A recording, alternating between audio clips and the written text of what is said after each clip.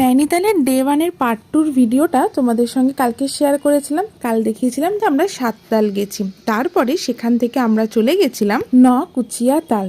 নকুচিয়া তাল এই যে কথাটা, এই কথাটার মধ্যে কিন্তু লুকিয়ে আছে এই তালের নামকরণের আসল কারণটা।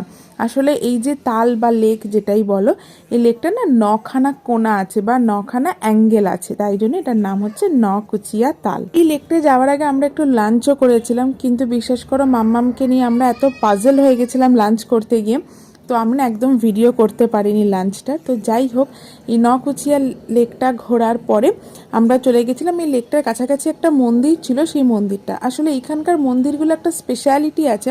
মন্দিরের যেই পয়েন্টেই তুমি দাঁড়াও সেখান থেকে আশপাশের পাহাড় বা ভিউ পয়েন্টটা এত সুন্দর দেখতে লাগে।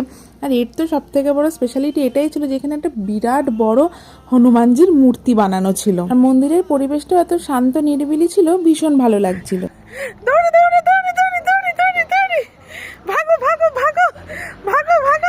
আর এই মন্দিরটা ছিল মাতা রানীর মন্দির বা দুর্গা মন্দির বলতে পারো। তো এখানে আমরা প্রণাম সেরে নিয়েছি।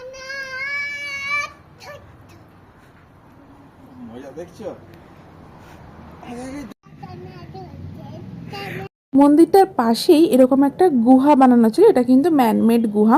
গুহাটা এত সুন্দর বানিয়েছে দেখে কিন্তু কেউ বলবে না। আর এই গুহাটার মধ্যে দিয়ে গেলে তোমরা মন্দিরের যে নিচের পোর্শনটা ছিল, মন্দিরটা একটু ওপর দিকে বানানো ছিল আর গুহাটা নিচের দিকের পোর্শনটায় যাওয়া যাচ্ছিল। আর এখানটা দাঁড়িয়ে হনুমানজির মূর্তির পাদদেশটাও সম্পূর্ণভাবে দেখা যাচ্ছিল।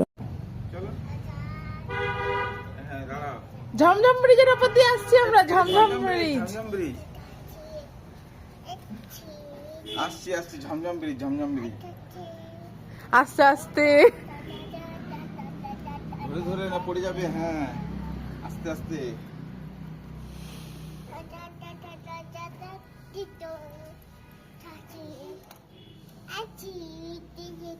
কাটরার গুহাটা আছে, বৈষ্ণো দেবী একদম ওই রকম করেছে গুহাটা, এই যে এরকম ছাতা ইয়ে করেছে, ওকে, বুঝলে? ওই দেখো জম্মুর কাটরাতে যে বৈষ্ণো দেবী মন্দির আছে তার আদলে কিন্তু এই গুহাটা বানানো হয়েছে। মাম্মাম কিন্তু বেরোনোর সময় একা একা সিঁড়ি দিয়ে বেরিয়েছে। আর দেখো এই ছোট ছোট পাহাড়ি দোকানগুলো দেখতে কত ভালো লাগে। এখান থেকে টুকটাক আমরা একটু কেক চিপস কিনেছিলাম মাম্মামের জন্য, আর তারপরে আমরা সোজা চলে গেছিলাম ভীমতালে। তবে এই ভিডিওতে সেটা শেয়ার করছি না, সেটা আসবে নেক্সট পার্টে। আর দেখো ভীমতাল লেকের জলে কত মাছ। তাহলে চলো ভিডিওটা এখানেই শেষ করছি, দেখা হবে কাল নতুন ভিডিওতে।